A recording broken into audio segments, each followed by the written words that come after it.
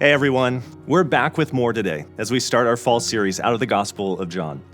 I talked about this a little on Sunday where John lays out very explicitly the reason he writes, the purpose of his gospel. He says at the end of chapter 20 that Jesus did much more than he had written about, but what he did record was written so that we may believe that Jesus is the Christ, the Son of God, and that by believing, we may have life in his name. And I love that.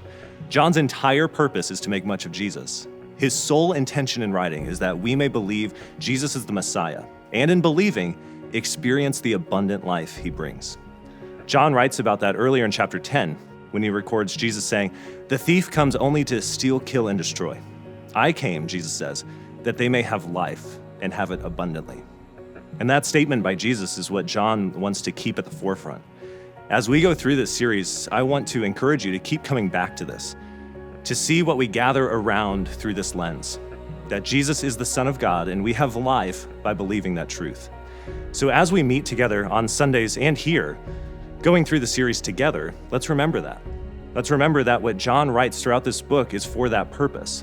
And let's also consider how that truth goes beyond our gathering around it and actually impacts our lives. How are you and how can you increasingly experience this abundant life? How has your belief in Jesus offered that to you? In each and every moment, you and I can live in this capital L life God wants for us. It's found in believing in Jesus and allowing his resurrection life into our spaces, physical and beyond. If you've trusted in Jesus, you carry the greatest thing and can offer that to the people and places you encounter, but also to yourself and your own circumstances. You and I don't have to be down in the dumps. We don't have to spend all night tossing and turning over how chaotic our world is. We don't have to be bound to addiction and idols in our lives. If we're Jesus people, we're free people. If we're Jesus people, we're joyful people. If we're Jesus people, we're loving people, and on. But above it all, if we're Jesus people, we're alive people. That's why Jesus came. That's why John writes. And that's what we're going to see throughout this series as we see how God's heart is poured out.